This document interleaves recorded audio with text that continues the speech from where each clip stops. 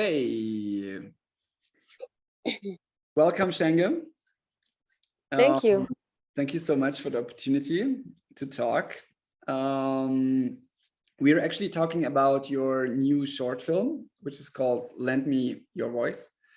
It was actually recently screened at Arte, the broadcaster, and it was also shown at Dogfest Munich in München. It's a 18 minutes, 24 seconds long essayistic documentary film, I would say. And it deals with the topic of trauma, even collective trauma, by the example of actually a very interesting person, protagonist named Akili. Could you tell us something about the genesis of the film? Like, how did you come up with this idea originally? Okay, so I was in the workshop where we were supposed to do films about migration on the African continent. So as you know, like in Rwanda or like in East Africa in general, our stories are different to West African stories. So there, I was stuck. I didn't have a story. I just had a style.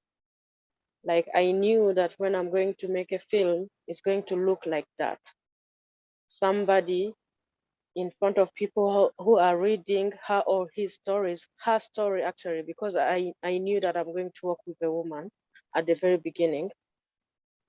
So, but after I was lucky, after the workshop, I met somebody who knew that protagonist, Akili, and then she told me her story. I was actually like, because she has a sad story. She became a refugee twice at a very young age. So I was like, okay, let me shed light to her story. So that's how I chose her. Then about the style, I used an experience that I had while I was at the Filmakademie. I was doing the international class. When was it? 2017, 2018. So there is this exercise we did in class where we had to share our stories among like a group of 3 people. We chose one, and then everybody had to make it to make it his or hers. So my group chose mine. So they started actually to repeat it in front of everyone else before me, before I repeat it. And it was actually very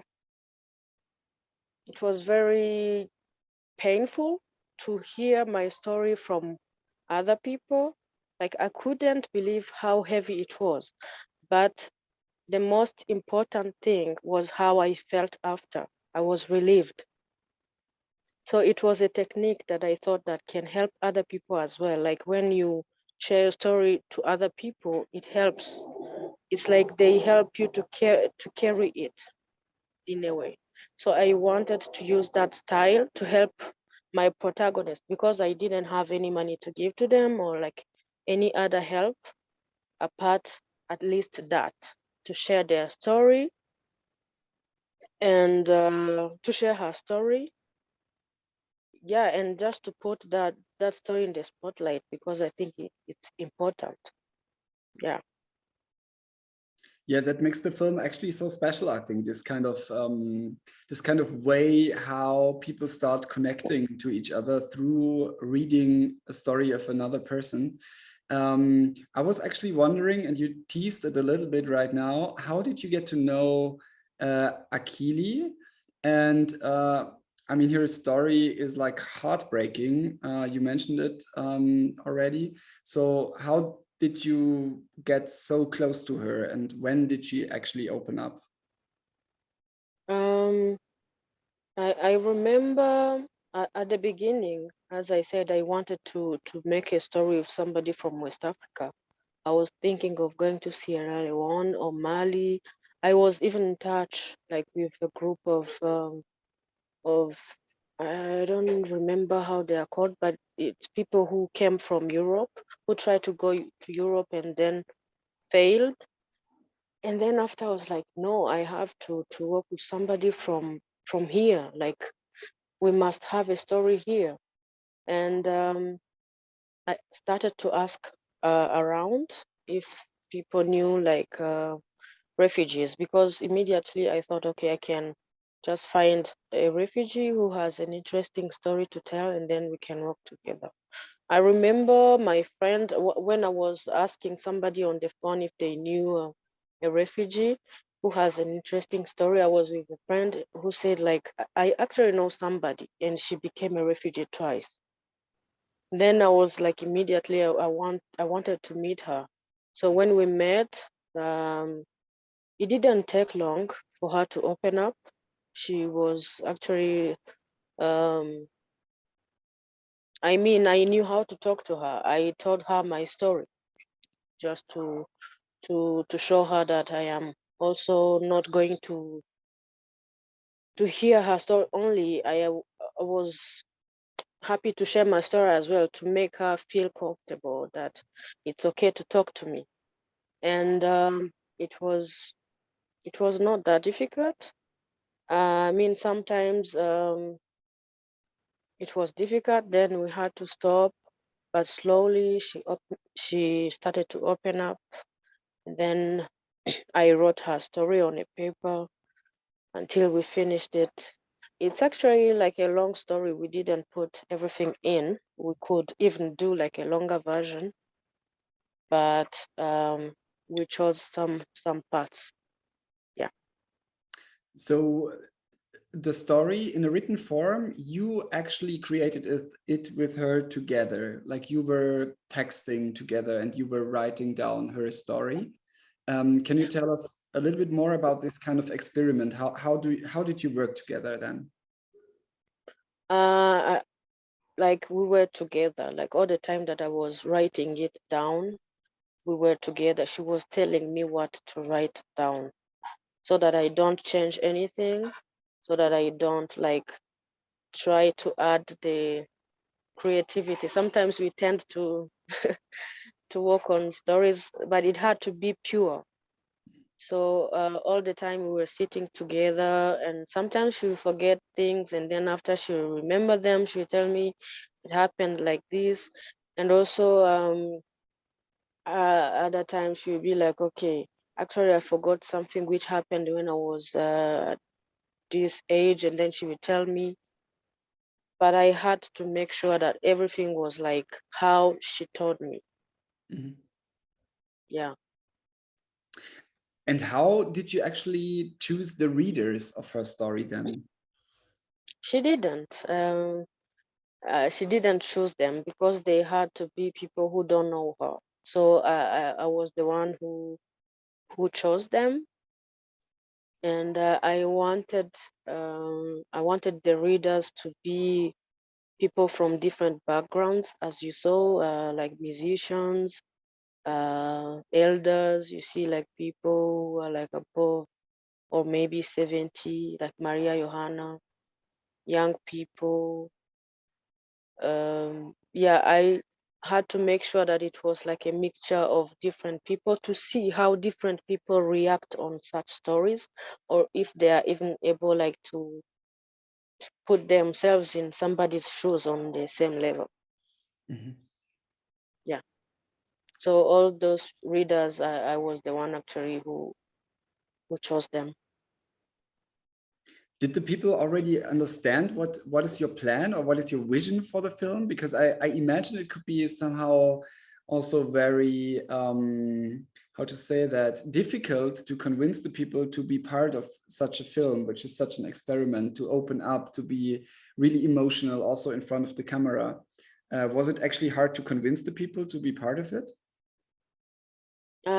Actually, at the beginning, we had to make like an experiment, because before, what I wanted to go in the streets or like somewhere in the market and just ask a random person, like, would you be interested to read this person's story, just to see the reaction? And it didn't work.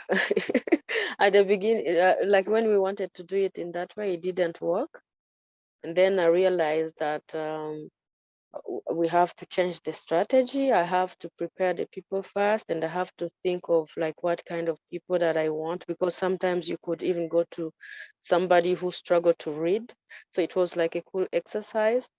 So then after, it was actually even good like to try out that, and that it didn't work, because in the end it became more intimate. After we had to find people in their own homes, like somewhere indoors where they are going to be just two people. And actually there it worked perfectly. Yeah, I hope I answered it. No, totally. Or if, okay. No, you answered it. It's very, because I was so touched about this whole different reactions of the people. I was so impressed. I mean, some of them, they just want to hug, others cry. I mean, this famous Rwandan singer you mentioned, Maria Johanna, she appears and she gives an advice like from a mother. So I was actually, asking myself if you already expected this kind of outcome, or if it actually is more than you ever imagined to get. To be honest, I wasn't sure of what I'm going to get. But before we started like to shoot, or before the readers started to read the story, I gave them a different story to read, so that we can see how the person reads, so that they can get comfortable in front of the camera. But we had to make sure that it's a different story, so that when they read Akili's story, it's going to be the first time. That's when you see the reaction, like the pure reaction of the person. Otherwise, it can be the same when you cut and then you go to read it again. It's not going to be the same. So we had to be careful, so that when the reader reads it, it's always for the first time. Yeah. I mean, this film, actually, by doing this experiment, it starts being not just a film about trauma, but also a film about collective trauma and dealing with trauma also. So for you personally, how important is for you the role of communication, or let's say like just talking to each other in dealing with collective trauma? So I mean, if we give an example of Achilles' story, it's like so many people can relate in East Africa, especially in East Africa. Like when you understand the story of East Africans, you can see how almost everyone can relate to that story. And sometimes we tend to keep things to ourselves, thinking that's how maybe we can overcome. But like in my own experience, like when I was not sharing my story, or like what hurt me, that's when it became worse. But the time that I started to share my story, to open about my story, like as I said, I was relieved. So and when you hear that you're not alone in that situation, that it didn't happen only to you, so it's like people are holding hands, like you are in it together, so you don't have to fight alone.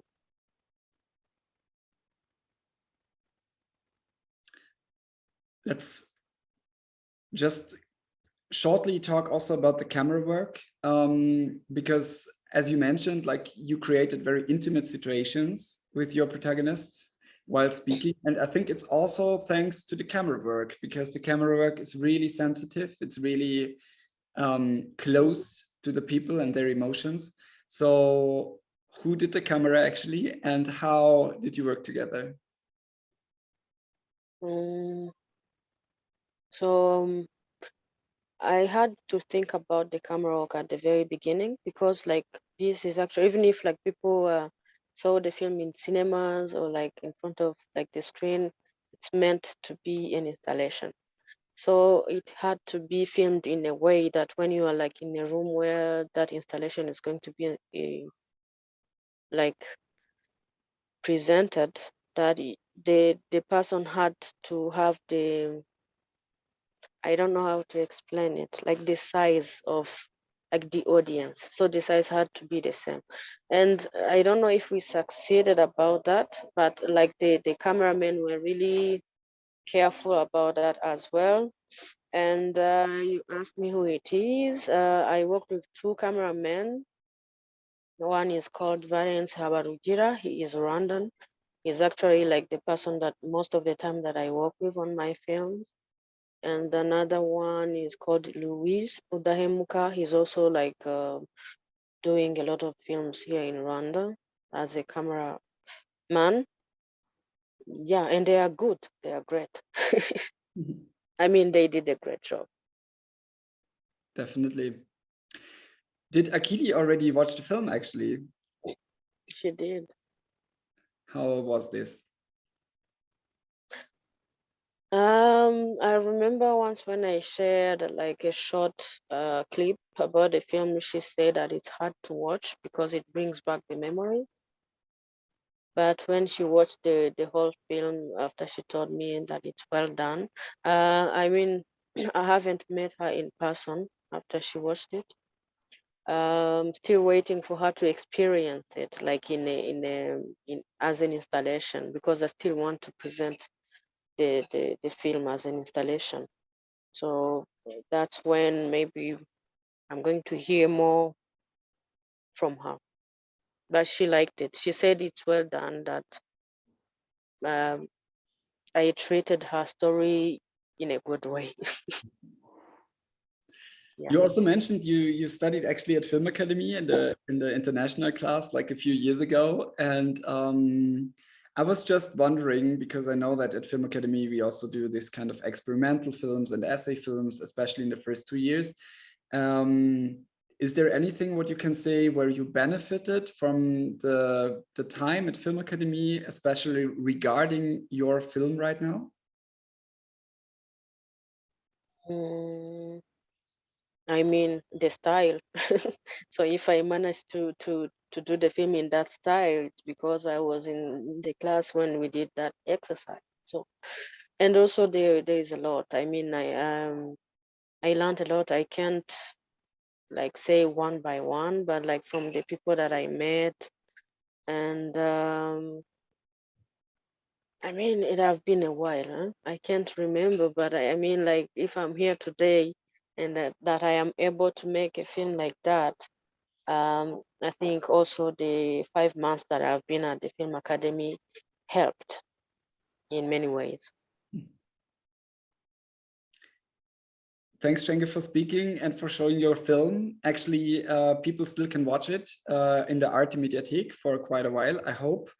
Actually, I would have like a few more questions, but the time is out right now. But I think people can get in touch with you anyway too, and Yeah. ask you more, hopefully. And will the film be screened somewhere else the next months or in the future?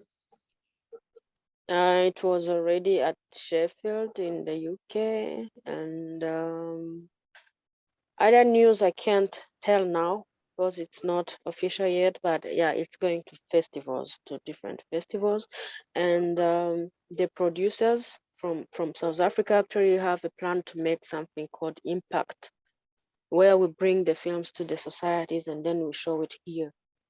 So yeah, we are still planning to do that, and also it's going to keep on going to festivals. Super. Congratulations, and yeah, hope to see you soon.